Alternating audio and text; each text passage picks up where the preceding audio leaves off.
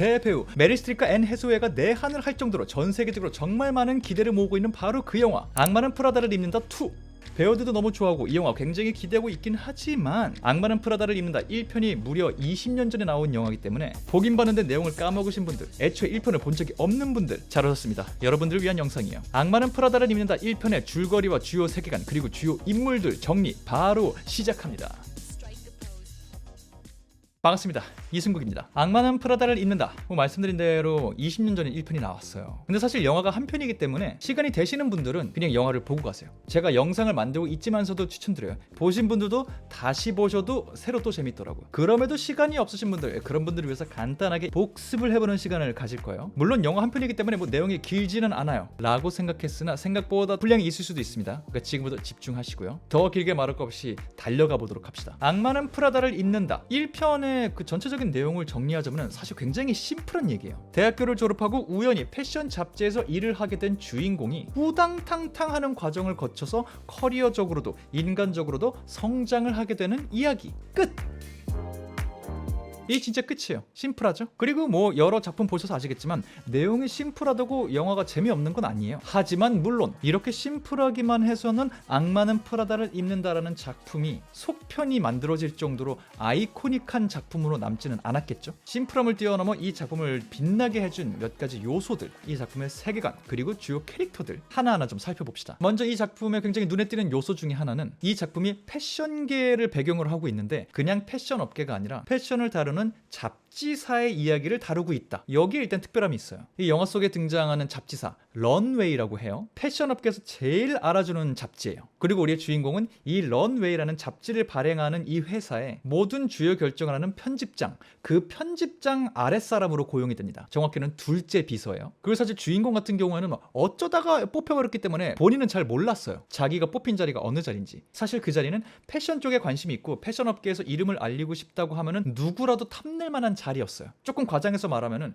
지금 주인공이 뭘 잘못해서 당장 여기서 잘린다고 하더라도 이 자리 탐낼 만한 사람은 수백만 명이 줄 서 있는 그런 자리. 이 부분은 나중에 조금 더 자세히 말씀드릴 테니까 지금 기억 안 하셔도 돼요. 넘어가세요. 그리고 하나 더 기억 안 하셔도 될 것 같은 거. 이 잡지사를 소유하고 있는 또 출판사가 있어요. 엘리어스 클라크라는 출판사인데 그 출판사가 소유하고 있는 잡지가 런웨이라는 거예요. 근데 굳이 기억 안 하셔도 될 것 같아요. 제 생각에는. 넘어가세요. 아무튼 패션 모델의 이야기 이런 게 아니고 전 세계에서 제일 유명한 패션 잡지를 발행할 뿐인 이 잡지사에서 벌어지는 일이기 때문에 사회초년생의 업계 적응기라는 굉장히 넓게 공감대를 가져갈 수 있는 주제가 영화에 등장하고요. 또 말씀드린 대로 이게 패션 잡지이기 때문에 거의 비현실적인 비주얼 세팅이 이 영화의 굉장한 매력으로 존재합니다. 세계 최고로 유명한 패션 잡지니까 비주얼이 우리가 일상적으로 보는 것보다 훨씬 화려하고 멋있겠죠. 그러다 보니까 당연하게 실제 존재하는 진짜 유명 명품 브랜드들이 아무렇지도 않게 이름으로 등장하거나 제품을 그냥 보여주는 식으로 등장하고요. 진짜 실존하는 유명 디자이너, 유명 모델들 카메오로 아니면 본인으로 그냥 쓱 나와요. 저는 이쪽을 잘 몰라서 나중에 찾아보고 알게 됐는데 패션 쪽 좋아하시는 분들은 그걸 보는 재미 자체가 그냥 있으실 것 같아요. 거기에 플러스 회사가 회사다 보니까 이 회사에 다니는 사람들이 대체적으로 옷을 잘 입어요. 대체적으로가 아니라 주인공 빼고 다 잘 입어요. 근데 여기서 일하던 주인공 각성 하이라이트 샷이 있거든요.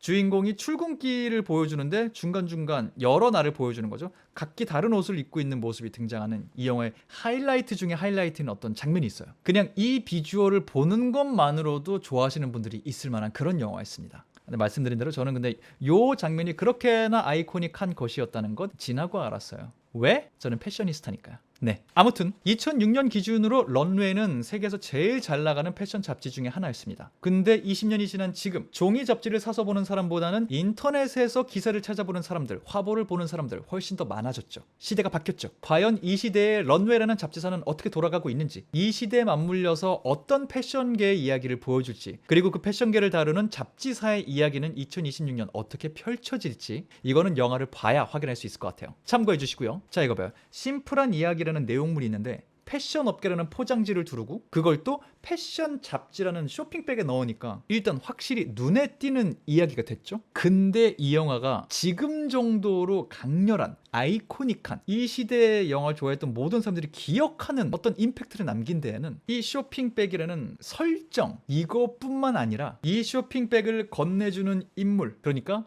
배우들과 그 배우들이 연기한 캐릭터라는 영화의 엄청난 무기가 더해져야 됩니다. 영화 속 캐릭터와 이들을 연기한 배우들의 연기 차력쇼, 이게 빠질 수가 없어요. 이것까지 들어가야 악마는 프라다를 입는다 완성이에요. 그러니까 또 재빠르게 이 캐릭터 소개를 좀 해보도록 합시다. 여기가 사실 핵심이에요. 제일 먼저 작품의 주인공을 설명할 것 같지만 아니에요. 노노노노 아니에요. 훨씬 더 강한 임팩트를 가지고 있는 인물을 먼저 소개해야 됩니다. 이름하여 미란다 프리슬리, 한국말로 미란다 프리슬리. 이 미란다라는 분은 사실상 이 영화의 상징이세요. 상징, 아이콘. 방금 설명한 이 런웨이라는 세계 최고의 패션 잡지 중에 하나, 이 잡지사의 최고 결정권자인 편집장, 그게 미란다예요. 세계 최고 잡지의 편집장이니까 패션 업계에서 최고의 권력을 갖고 있는 인물 중에 하나겠죠, 아무래도. 근데 권력만 있냐? 노노노노노노 아니에요. 그 권력만큼이나 엄청난 이 개성과 성깔과 카리스마, 이 모든 게 한 사람 몸에 다 들어가 있어요. 그래서 1편 기준으로 이 사람의 별명이 영어로는 드래곤 레이디, 한글 번역으로는 패션계의 마녀. 왜 그런 마녀라는 느낌의 단어가 붙게 됐을까? 미란다가 오피스에 딱 출근을 하잖아요. 이미 사무실에 비상이 나요. 모두가 긴장을 하기 시작하고요. 사무실에 올라가려면 엘리베이터를 타고 이렇게 올라가야 되거든요. 그 엘리베이터에 먼저 타고 있던 사람이 미란다 편집장이 들어오는 걸 보면은 미란다 죄송해요 하고 자기가 내려요. 왜? 미란다 혼자 타고 올라가셔야 되기 때문에. 뭐 흔히 말하는 패왕색 패기를 갖고 있는 그런 분이에요. 심지어 그냥 뿜어내는 아우라뿐만이 아니라 본인이 갖고 있는 깐깐한 기준들이 있기 때문에 일할 때 마시는 스타벅스 특정 제품 몇 잔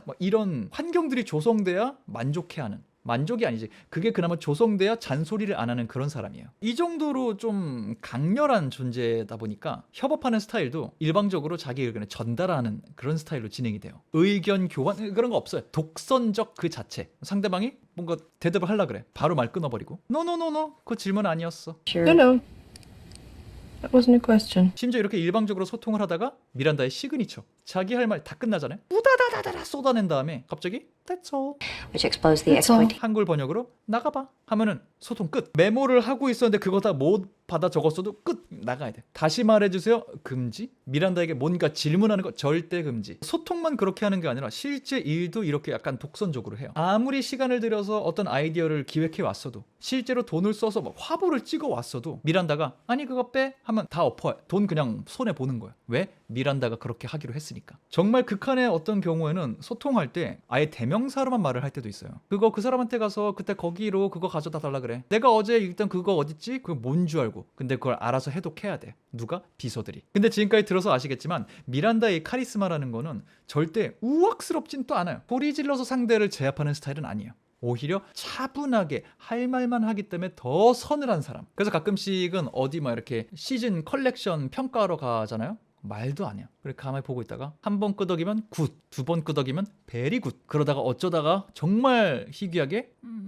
입술을 오므린다? 대재앙. 끔찍하다. 뭐 이런 거예요. 그러니까 미란다랑 일을 하려면 이 바디랭귀지가 뭔지까지도 다 파악하고 있어야 돼. 그리고 이게 꼭 이렇게 패션 일만 관련해서 이러는 게 아니에요. 가끔은 정말 말도 안 되는 일을 시키기도 해요. 아예 비서를 좀 괴롭히려고 불합리한 일을 일부러 시킬 때도 있어요. 아직 출시하지도 않은 소설을 그 원고 받아와. 우리 딸들 읽어야 돼. 이런 일도 시켜요. 이런 말도 안 되는 미션이 할당되면은 이걸 해내야 되는 건 온전히 비서들의 몫이에요. 그래서 아까 뭐라고요? 주인공이 둘째 비서로 들어갔다고 했잖아요. 미란다 밑에는 비서가 둘이나 있어요. 근데 이게 말이 비서지 사실상 그냥 NPC 취급, 인간 취급이 아니에요. 그나마 첫째 비서, 그러니까 좀 선배 비서, 여기는 이름으로 불려요. 근데 그 첫째 비서 이름으로 그냥 통칭으로 다 불러. 그게 마치 비서라는 단어를 의미한다는 듯이. 그렇기 때문에 만약에 여러분이 미란다와 일을 하고 있는데 미란다가 여러분의 이름을 알고 그 이름으로 여러분을 부른다? 미란다에게 인정을 받았다는 뜻이에요. 굉장한 의미를 지녀요, 그게. 자, 그럼 이때쯤 그런 질문을 할 수 있죠. 아니 그렇게 괴팍한 사람이 저렇게 편집장의 자리에서 독선적인 힘을 휘두르게 둬도 되냐? 왜 저 사람이 저렇게 하게 냅두냐? 이유가 있어요. 제일 이게 무서운 부분이기는 해요. 잘해요.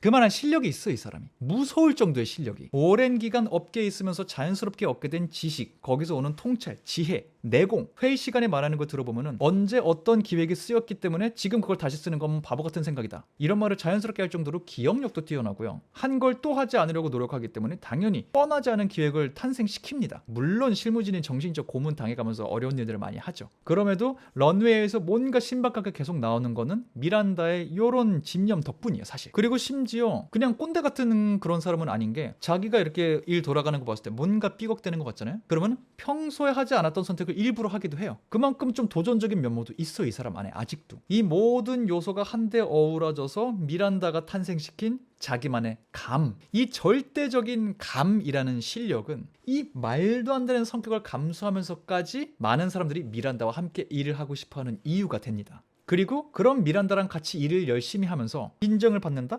그러면 패션 업계가 됐든 다른 뭐 출판 업계, 글 쪽 업계로 나가든 미란다가 추천한다? 이거는 그냥 믿고 쓰는 사람이란 소리예요. 어디든 갈 수 있어. 그렇기 때문에 미란다 밑에 비서 자리가 그렇게나 귀한 겁니다. 주인공은 몰랐지만. 자, 그럼 이렇게 들으면은 미란다 오케이 알겠어. 성격이 굉장히 괴팍하고 깐깐하고 무섭고 대신 일을 굉장히 잘하는, 일적으로 봤을 때는 완벽한 사람이라는 거잖아. 아주 틀린 말은 아닐 수 있어요. 근데 일적이 아닌 인간적인 미란다의 삶은, 미란다 관점에서의 자기 삶은 어떻게 보일까요? 완벽할까요? 그건 또 아닌 것 같아. 일을 너무 열심히 하고 좋아하다 보니까 인간관계, 정확히는 연애 혹은 부부관계 이런 거를 엄청 잘 관리는 못하는 것 같아요. 그래서 1편 기준으로 이혼을 2번 하게 됩니다. 근데 또 이렇게만 생각하면은 자기 남편들에게 말도 못 듣게 했을 것 같잖아요. 그건 또 아니야. 자기가 오늘 왜 약속 시간에 못 나타났는지, 회의가 길어져서 못 올 수밖에 없었다, 이거를 해명하는 얘기를 남편과 할 때 좀 유심히 들어보면은 적극적으로 해명을 하려고 해요. 미안한 마음을 갖고 있어. 엄청난 냉혈한은 또 아닌 거야. 자기가 신경 쓰고 싶은 가족 관계에서는. 그 말은 뭐다? 미란다도 인간적으로 약해진다, 상처받는다. 본인은 뭐 신경 안 쓴다고 하지만 워낙 패션계 유명 인사다 보니까 이렇게 이혼할 때마다 이게 언론에 항상 대서특필 된단 말이죠. 특히나 이 미란다가 무엇보다 아끼는 자기 2딸,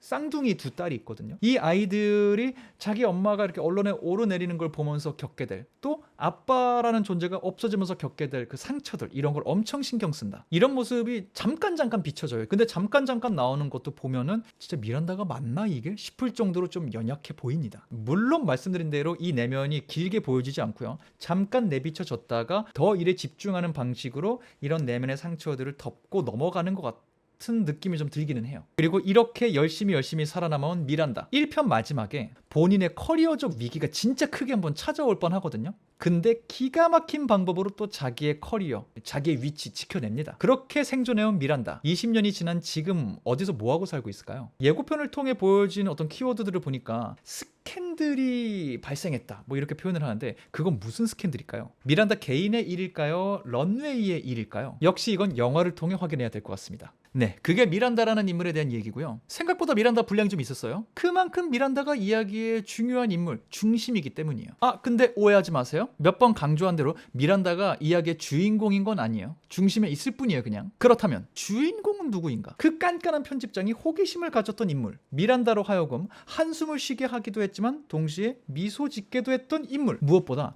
미란다를 정면으로 거슬렀음에도 미란다의 인정을 받아낸 거의 유일무이한 인물로 보이는 캐릭터, 주인공 얘기를 해봅시다. 이름은 앤드리아 삭스, 통칭 앤디라고 그냥 불려요. 대학 시절 전국 대학 기자상을 수상했을 정도로 뛰어난 유망주였던 앤디. 머리도 굉장히 똑똑해서 스탠포드 대학교 로스쿨에 합격까지 했지만 저널리즘의 매력에 빠져서 저 뉴욕지, 거기에 글 쓰는 기자가 될 거예요. 훌쩍 뉴욕으로 날아온 기자 지망생, 아주 어린 사회 초년생입니다. 뉴욕이도 만만치 않아요. 지원서 넣는 대로 다 떨어지고요. 그나마 한 곳에서 면접 보러 올래요 연락이 옵니다. 이게 어디가 됐든 간에 뉴욕의 일자리니까 여기서 한 1년 정도 정직원으로 일하면서 내 이력서 한 줄 채우자, 이게 분명히 나에게 도움이 될 거다, 이런 느긋한 마음으로 도착한 곳, 거기가 어디겠어요?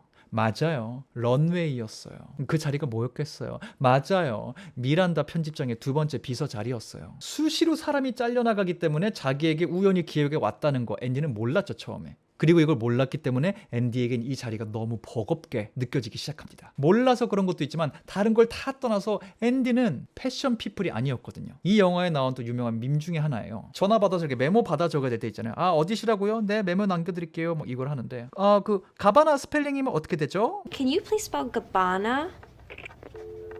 Hello?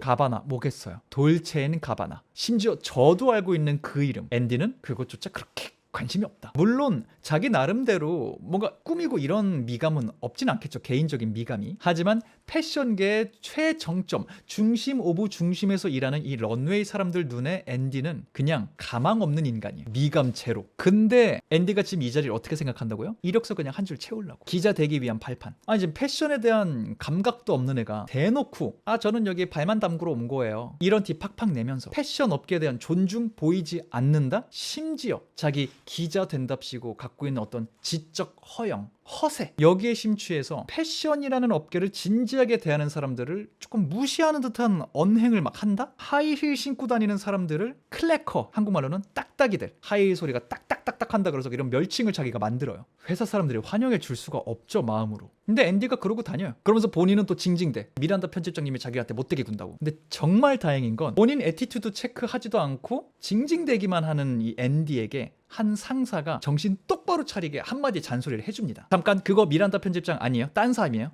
누군지는 나중에 다시 말씀드릴게요. 그리고 말씀드린 대로 정말 다행히 이날 정신을 차린 덕분에 앤디는 자기가 현재 들어와 있는 이 업계, 그리고 자기가 하고 있는 일, 여기에 대한 애티튜드를 바꾸고요, 진지하게 일을 하기 시작해요. 그리고 배우기 시작해요. 그러면서 알려지게 되는 거 뭐였다? 앤디에게는 무한한 잠재력이 있었다. 뭐 애초에 머리 똑똑한 건 다 알고 있었고, 배우가 앤 해서웨이잖아요. 앤디가 각성하고 이제 옷 예쁘게 입고 다니기 시작했을 때 그 모습들, 무한한 잠재력이 있었다. 그게 괜히 하이라이트가 아니에요. 궁금하신 분들은 꼭 영화 찾아보시고요. 아무튼 그렇게 처음에는 무례한 둘째 비서 신입생이었다가 일명 그냥 책이라고 불리는 런웨이 다음 호의 모든 것이 담겨있는 가제본, 이거를 직접 미란다 편집장에게 전해주는 제대로 일하는 둘째 비서로 성장했다가 그 다음은 아예 가끔씩 미란다 편집장을 깜짝 놀라게 만드는 기막힌 일처리 능력을 갖고 있는 둘째 비서의 자리, 이 자리에 어울리는 사람이 되어갑니다. 심지어 어느 날 미란다 편집장이 정확하게 앤드리아라고 앤디에게 이름을 불러줍니다. 그 말은 뭐예요? 미란다에게 인정까지 받았다는 거예요. 이름을 불렸으니까. 원래는 그냥 에밀리라고 계속 불렀거든요. 그렇다면 이제 뭐예요?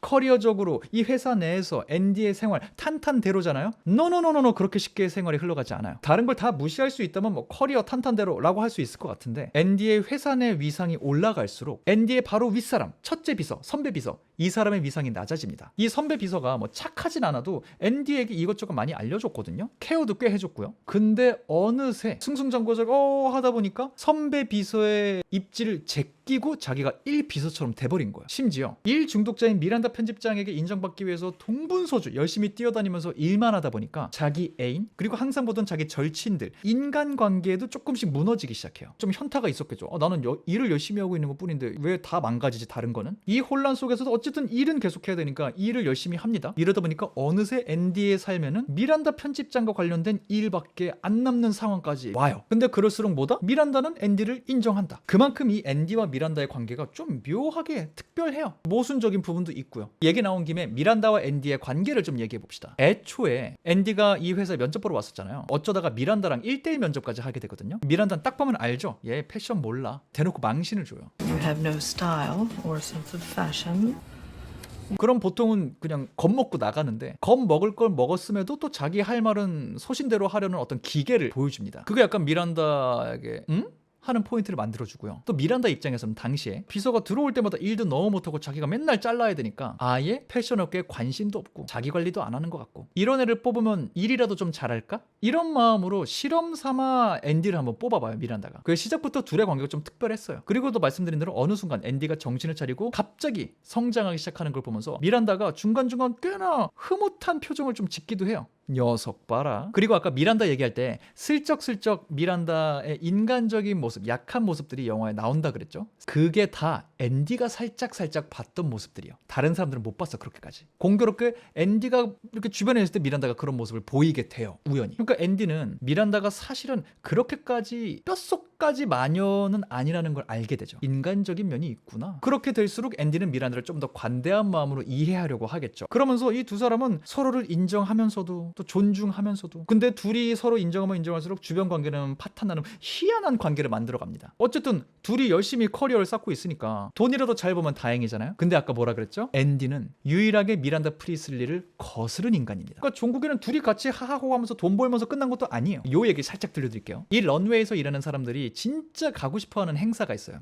1년에 딱 한 번 열리는 거. 파리 패션 위크. 전 세계 모든 패션 피플이 모이는 그 행사에 미란다 편집장의 수행 비서로 같이 가게 된다. 거기서 네트워크 쌓고 거기서 협찬받은 옷 다 내 거 되고 최고의 하루. 이 파리 패션 위크에 앤디가 미란다를 따라서 같이 가게 되거든요. 근데 이 행사 주간에 우연히 앤디는 런웨이를 소유하고 있는 소유주가 런웨이 파리 에디션, 파리에서 일하고 있는 런웨이 편집장을 데려다가 미국 런웨이 편집장인 미란다를 대체하려고 한다는 계획을 알게 돼요. 뭐 복잡한 얘기니까 자세히 모르셔도 돼요. 그냥 미란다를 회장이 대체하려고 했어요. 앤디가 이걸 알게 돼요. 알려주려고 노력하는데 다행히 미란다가 이 사실을 알고 있었어요. 그리고 아까 말씀드린 대로 미란다가 성공적으로 자기 자리를 방어합니다. 근데 이 방식이 그렇게 멋있지 않았어요. 미란다의 관점에서는 멋있을 수 있겠죠. 근데 앤디 눈에는 그냥 독한 정치질 혹은 아주 잔인하고 이기적인 혼자만 살아남는 그런 방식이었어요. 그리고 미란다는 앤디가 자기를 그렇게 좀 보기 시작했다는 걸 알게 되죠. 그래서 미란다가 앤디 이런 뉘앙스의 말을 해요. 우리 같은 사람들은 이렇게 살아남는 거야. 우리는 이렇게 해서라도 이 화려하고 강력한 힘을 가질 수 있는 요 자리 지켜내는 거야. 미란다가 왜 자꾸 우리라고 그럴까요? 미란다 눈에는 앤디가 자기랑 동족이거든요. 자기 젊을 때를 떠올리게 하는 거야.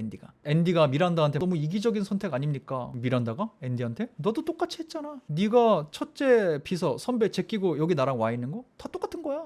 앤디 머릿속에도 내가 애인이랑 지인이랑 멀어지고 선배 제끼고 이게 미란다랑 똑같은 거야? 앤디는 계속 변명을 하고 싶어요. 이건 어쩔 수 없는 상황이었잖아요. 편집장님이 그렇게 하게 만들었잖아요. 그런데 미란다는 단호하게 아니 그거 네 선택이었잖아. 넌 언제나 다른 선택을 할 수 있었는데 안 한 거잖아. 짚어냅니다. 그리고 그때 앤디의 머릿속이 정리가 돼요. 맞아. 어쩔 수 없었다고 믿어왔고 어쩔 수 없었다고 설득해왔지만 스스로를 언제나 나는 다른 선택을 할 수 있었어. 그리고 그건 지금도 유효해. 이 깨달음과 함께 앤디는 나는 당신과 다르다라는 걸 설명하는 듯한 느낌으로 아주 쿨하게 미란다를 떠납니다. 미란다와 참 닮은 점이 많은 사람이었을 수 있지만 그렇다고 미란다랑 똑같은 사람이 되지는 않기로 결정한 거죠. 이 모든 사건 때문에 미란다는 앤디를 잊을 수가 없게 되어버립니다. 그래서 실제로 앤디가 이 직장을 떠나서 다음 직장 가려고 했을 때 그 회사에서 런웨이에 연락을 해요. 앤디라는 사람이 어떤 사람인지 알아보려고. 근데 미란다가 직접 그 사람한테 자필로 편지를 씁니다. 앤드리아는 내가 만난 비서들 중에 내 커리어에서 나를 가장 실망시킨 사람이다. 근데 이 사람을 고용 안 하면 당신은 멍청이다. 아주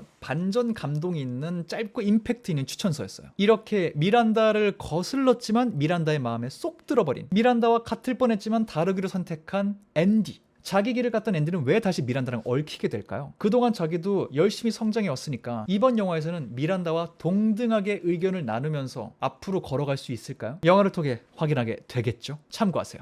잠깐 넘어가기 전에 예고편에 보면은 앤디가 이 닦으면서 이렇게 거울 쓱 닦는 그런 장면이 등장해요. 똑같은 장면이 1편에도 나옵니다. 그게 앤디의 하루 루틴을 시작하는 모습이거든요. 이걸 통해서 앤디는 우리가 20년 전에 알았던 그 모습 그대로다. 여전히 그 인간성을 유지하고 있다. 이런 느낌인 것 같다고 저는 생각했고요. 그리고 크레딧 지금까지 공개된 거 기준으로 1편에 나왔던 앤디의 애인 혹은 친구들 중에 이번에도 나오는 인물이 딱 한 명 있습니다. 릴리라는 친구가 있어요. 대사로 이렇게 들어보면은 어렸을 때부터 같이 자라는 사람인 것 같아요. 10년 이상 너를 알았다 막 이런 대사를 하거든요. 그런 절친인 릴리가 1편 기준으로는 한 갤러리에서 일을 하고 있었는데 이번 2편에 돌아온다면 뭐 어떻게 살고 있고 어떻게 돌아오게 될지 그냥 머릿속에만 넣고 까먹으시면 릴리라는 이름이 나올 때 하실 거예요. 참고만 하세요. 자, 이렇게 영화에 필요한 2명의 주요 인물 설명 끝났습니다. 여기까지만 알고 가셔도 세계관 정리됐고 스토리 알고 캐릭터 알았으니까 영화 보시는데 큰 문제 없을 거예요. 그럼에도 이왕 여기까지 온 김에 한 2명 정도만 간단히 더 알면은 몰입하는데 큰 도움이 되거든요. 첫 번째 인물 에밀리 찰튼. 아까부터 계속 미란다에겐 2명의 비서가 있다. 앤디는 둘째 비서다. 선배 비서를 제꼈다. 막 이런 얘기했죠. 그 선배 비서 첫 번째 비서의 이름이 에밀리 찰튼이에요. 시그니처라고 하면은 2편에 나올지 모르겠는데 1편에서 순간순간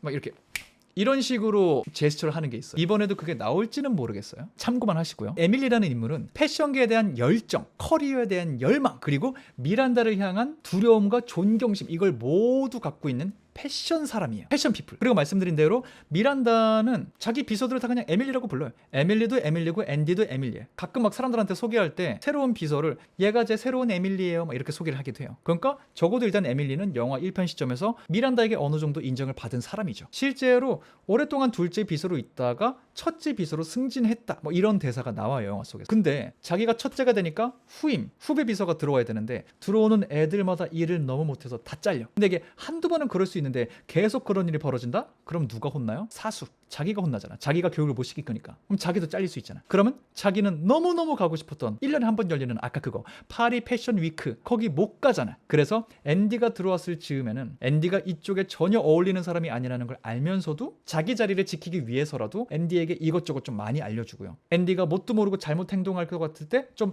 힌트를 주면서 케어도 해줍니다. 물론 이 과정에서 툴툴대기도 하고 안 좋은 소리도 하고 앤디 없을 때 막 뒷담화도 하고 막 해요. 그래도 앤디 커리어상 에밀리가 굉장히 큰 도움을 준 걸 부인할 수는 없죠. 그리고 또 에밀리 계속 지켜보면은 자기 열정이 너무 커서 그렇지 악한 사람은 또 아니에요. 그러다 보니까 앤디가 각성하고 일도 열심히 하고 잘 해내고 이런 게 쌓이면서 어느 순간 또 앤디에게 마음을 쓱 열면서 심적으로 알게 모르게 의지하는 듯한 모습도 나와요. 그러다 보니 앤디가 자기를 제끼고 미란다와 함께 파리 패션 위크 갔을 때 배신감이 얼마나 컸겠어요. 에밀리 입장에서. 심지어 내가 선배 대신에 파리 가게 돼서 이 통보 전화를 앤디가 에밀리에게 해야 되는 순간이 오거든요. 아무것도 모르고 그 전화 받다가 차에 치이는 사고를 당해서 병원에 입원까지 하게 돼요. 얼마나 열받겠어. 자기 파리 가려고 매일 굶다시피 하면서 몸매 관리하고 있었는데 못 가게 된 거예요. 심지어 미란다의 그 출근 루틴 중에 하나가 자기가 입고 있던 외투랑 가방을 둘째 비서 책상에 그냥 툭 던져놓는 거예요. 줄곧 앤디한테 그렇게 하다가 미란다 마음속에서 앤디가 더 쓸만하잖아 된 순간부터 갑자기 그 옷을 첫째 비서인 에밀리 책상에 던지기 시작해요. 이 모든 걸 보면서 에밀리가 마음이 어땠겠어. 겨우 둘째 벗어났는데 이런 취급을 다시 받잖아요.